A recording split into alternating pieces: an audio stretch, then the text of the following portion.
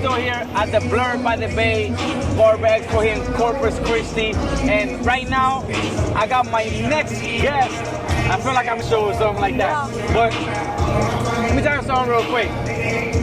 There was a time that we felt like that the state of Texas needed an event to kind of like take over, right? We're in a great event, but we gotta give respect to flowers that they do, right? My guest here from the city of Austin, a great, beautiful city, by the way. I love it. Decided to create a show that I feel like, you know what? As of right now, the show that's carrying the state of Texas is the 5-Star Barber Expo, and we have the creator of the 5-Star Barber Expo, Cherry the Barber. Hey, thank you so much, Rob. What's going on?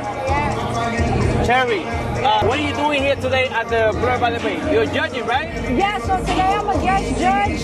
Also, you know, I do consulting with Rick. You know, he's a young, hungry barber, and he's creating a great show. This is only his second show. He's in his early 20s, which I think is amazing. Yeah. So, you know, I just want to, you know, I'm judging, and then I'm just here, you know, to anything he needs. I want to help him with anything he needs. That's support. You're pretty much here supporting, you know, working together, and the industry needs that, you know.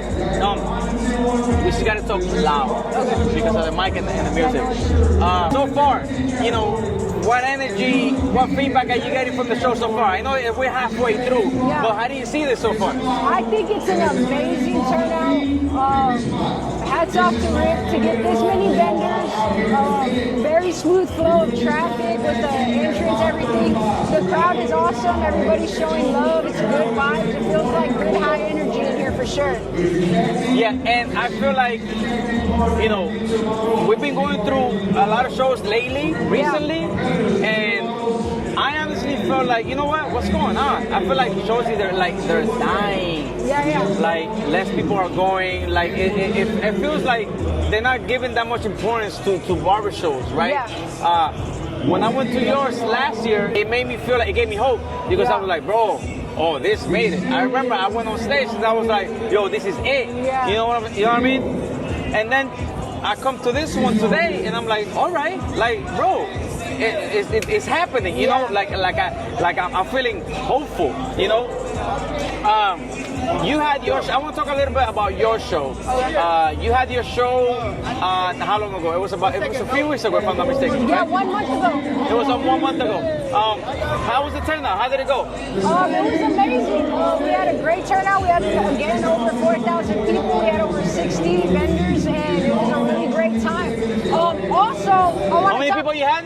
Like over 4,000 people. That's a realistic number. Yes, for sure. Okay, thank you for that. Because, you know, So, well, I want to talk about, too, what I do to get to that show. And that's something that Rick mimicked. He mimicked to, you know, try to keep the momentum, too, is I did a 100 barber school challenge where I visited over 100 barber schools in Texas. Dallas, Houston, San Antonio, Austin, Central Texas, even Bryan College Station. We actually visited over 65 schools by the end of it all. We had Coco Hair Pro go with us the whole time. The owners of Coco Hair Pro went to all the schools with us. Wow. But that's the biggest thing that we need to do to keep the community. So if you see shows dying, if you see the attendance not there, it's only because the organizer is not putting in the work. You can't make a flyer influencer on it and think that everybody's going to come because of these influencers. I don't sell tickets, you don't sell tickets, nobody sells tickets except for you going out there and telling people that you have value to bring to them and you show them the passion in your stuff. And that's the thing, is you always got to be finding the new generation. Because people like us, if we go into a barber shop, those barbers been cutting 10, 15 years. We don't do that crap, blah, blah, blah. It's harder to convert an old school stuck in their ways rather than showing the new generation what's possible. That makes so much sense. You go to all the schools and you tell them, hey, this is what's going on. Because that's how I first went to a barber battle. Somebody came to my school and was like, we got a barber competition going on. I was like, what? I'll freaking compete. Like, it sounded so cool. I have a competitive spirit, and we're in the industry, what else are we doing, right? There's nothing else for us to do. So basically, that's the thing is we got to put in that work to be reaching out to the future generation. That's what it's always about every year is finding the future, and then keeping those relationships. So even at some of the schools, I'm based out of San Antonio, Texas. Some of those schools in San Antonio, I'll go to year round. They'll throw mini barber battles at the school. I'll judge them. I do live judging. That's another super cool thing that I made up. And I think it's so cool is live judging. So I go to the schools, we do mini barber battles, and then we live judge them. We don't go hide the people and then judge, and then they don't even know what they did wrong. We judge it live right there. We say, hey, you need to do this, so they can get better, because that's what this is all about, is a learning experience, and for barbers to get better. And this is how all the ways we teach them. We create community. We go to the new barbers. We stay engaged with them. We don't just come once a year and say, hey, my show's coming up, y'all come show me love. No, we're there throughout the whole year. One of the schools in my city is doing a back to school giveaway, and I'm going to be there. I'm going to share whatever flyers they need. I want to support the community continuously, and not just when I need their support. I was talking to Tank earlier, and we were talking a little bit about the industry and everything. And we were talking about that too. I'm like, how can we better the show, especially education? There's a lot of people that build the shows. I get it. One of the main things is, you want to do something big and generate wealth. Obviously, make money. But at the end of the day, you got to keep the essence and the integrity of the industry. You don't want to just come over here and pretty much pimp the industry by building a show just to make money and not run it right, like with education. Make sure your educators are really educating and all that, And it's crazy because I was talking to him about that, and now you're telling me all this because I asked him, how do we fix this? What do we do? How do we fix the industry? How do we elevate? How do we put the business out there? And pretty much the solution that I was trying to get from him, right? When I asked him, you're giving it to me. You're telling me this is what I'm doing. This is what I do. That is a perfect example of why you're successful and your show's successful. Because you're doing it genuinely, from like with good intentions. Obviously, we all gotta make money. We all want to make money.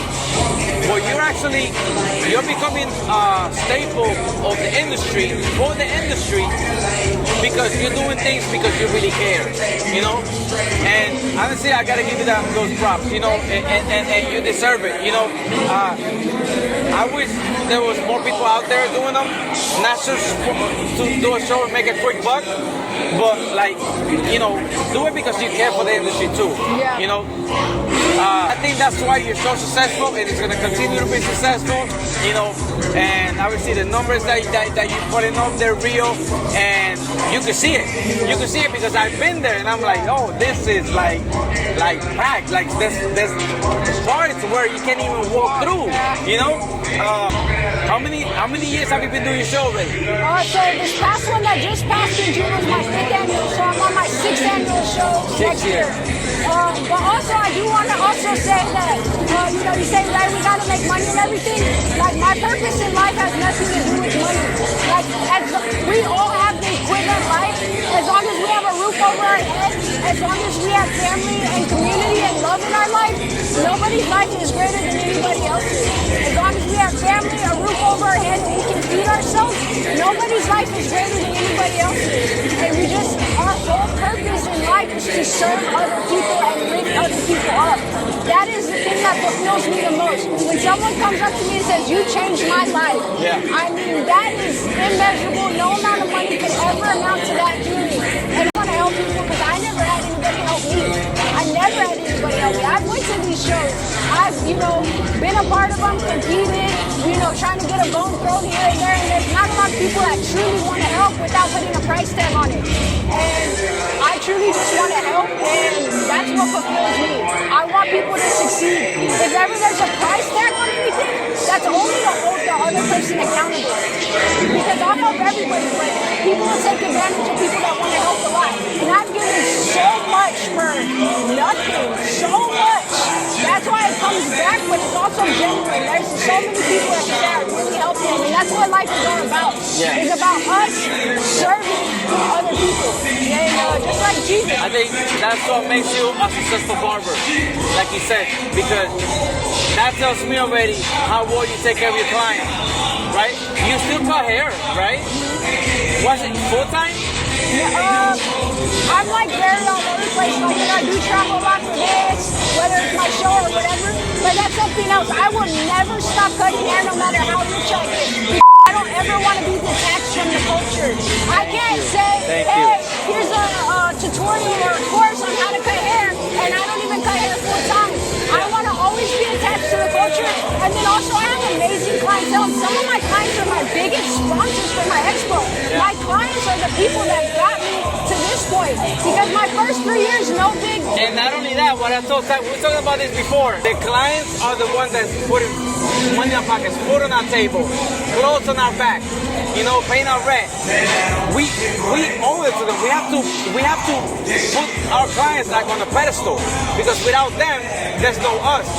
You know, I think a lot of barbers fail because they want to think that, oh, we're better than the clients. They need us. We don't need them and say whatever. No, you know, the only reason why we're successful is because they come to us.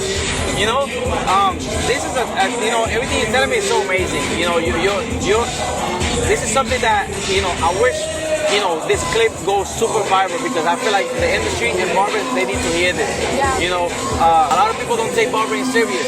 They see it, obviously, you know, they see it as a hustle. They don't know how to treat the clients right. You know, you're doing it right.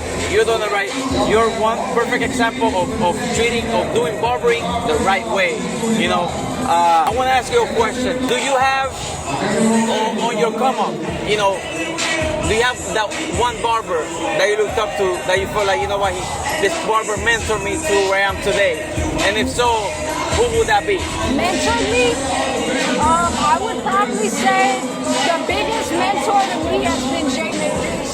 Jay Majors? Yeah, and that's in, I would just say in every sense. Like, obviously cutting hair, I never really had any mentors in cutting hair or building. Like, I've been cutting hair for now 10 years, and in the 10 years, I've been cutting on my, like, I have a storefront, and I cut by myself, and I've cut by myself for over 8 years. Yeah. I don't really like be in the barbershop setting, and I'm just like, so really, like, as in, like, cutting hair or anything like that, I haven't had a lot of mentors. But, like, somebody that has given me, like, such valuable, and it's small. Sometimes he doesn't even know he's teaching me. He could teach me through, I could do my show and I talk to a vendor and they're like, hey, Jay Majors told me this and this and that. And I'm like, damn, I should use that line on you. I'm like, damn, he's fucking smart. Like, I'm like, yeah, whatever he said, you know. But yeah, he's like, and I mean, I can ask him for any advice and he's going to give me true advice. Like, yeah, there you go. Shout out to Jay Majors, obviously. Jay Majors is a big brother in the industry. And then also, I forgot, in cutting hair and also opening my eyes to the industry, Lisi Lady Barber. She was the first one. Lisi's a legend.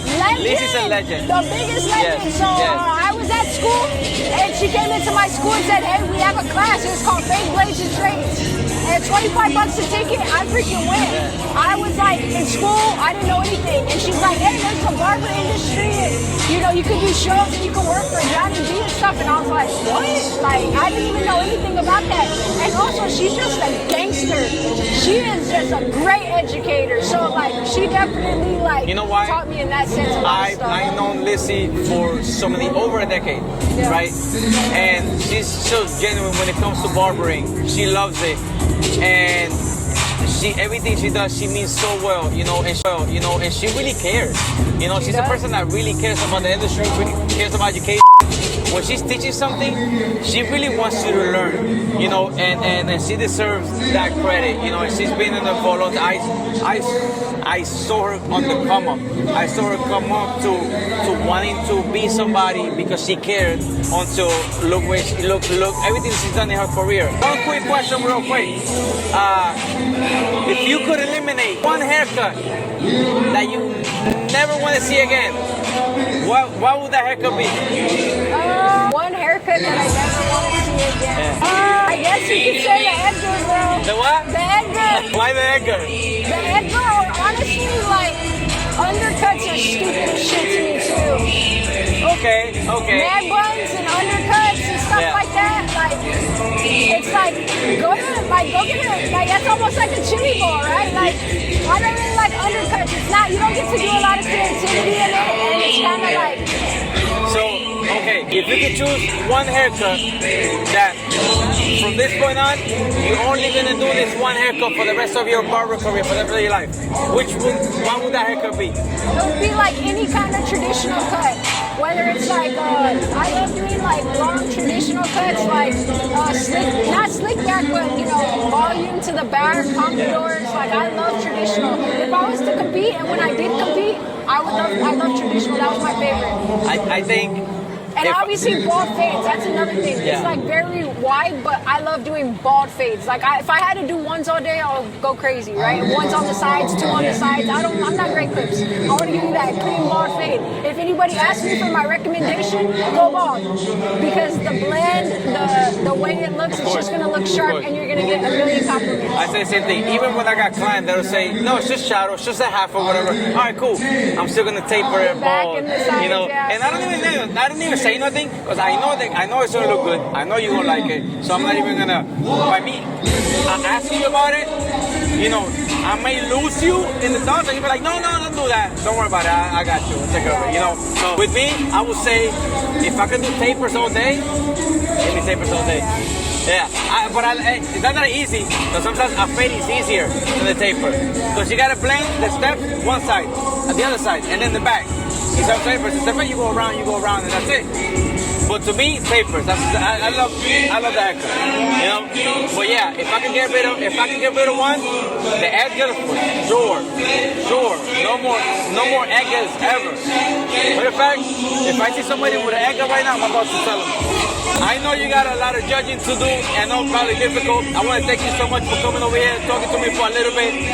Keep on inspiring, keep on working hard. You know, a lot of us sometimes don't realize that what we're doing, we're inspiring so many more people than the amount that we think. You know, and even colleagues and other fellow influencers like myself. Trust me, I've been in the industry for a long time, right?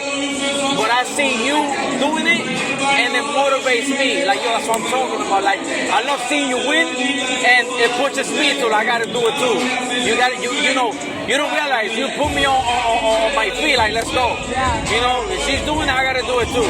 So thank you so much for that. It's super hard to stay consistent and creative.